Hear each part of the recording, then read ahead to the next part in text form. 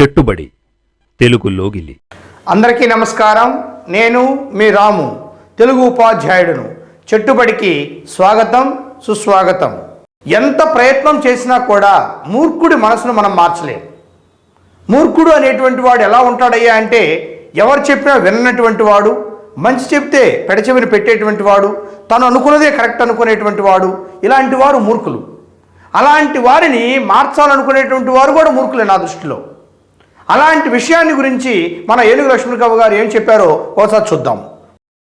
తివిరి సుమున తైలంబు తీయవచ్చు, దవిలి మృగతృష్ణలో నీరు త్రావవచ్చు, తిరిగి కుందేటి కొమ్ము సాధించవచ్చు, చేరి మూర్ఖుల మనసు రంజింపరాదు. ఎడారిలో నుంచి ఇసుకను త్రవ్వి తైలాన్ని తీయొచ్చు ప్రయత్నంతో.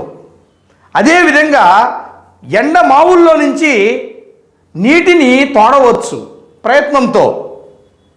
తివిరి ఇసుమున తైలంబు తీయవచ్చు, దవిలి మృగతృష్ణ అంటే ఎండమావి, ఆ ఎండమావులో నుంచి కూడా నీటిని త్రావవచ్చు, తిరిగి కుందేటి కొమ్ము సాధించవచ్చు.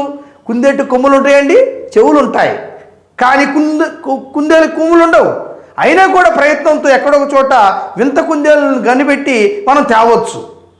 ఇవన్నీ అసాధ్యమైనప్పటికీ సుసాధ్యం చేయొచ్చేమో, కానీ ఈ మూర్ఖులు ఉన్నారే, ఈ మూర్ఖుల మనసును మాత్రం మార్చే శక్తి ఎవరికి లేదు, ఆ భగవంతుడికి కూడా లేదని మనవి చేస్తున్నాడు మన ఏనుగు లక్ష్మణ కవి గారు. మరొకసారి పద్యము. తివిరి సుమున తైలంబు తీయవచ్చు, దవిలి మృగతృష్ణలో నీరు త్రావవచ్చు, తిరిగి కుందేటి కొమ్ము సాధించవచ్చు, చేరి మూర్ఖుల మనసు రంజింపరాదు. చేరి మూర్ఖుల మనసు రంజింపరాదు. చెట్టుబడి తెలుగు లోగిలి.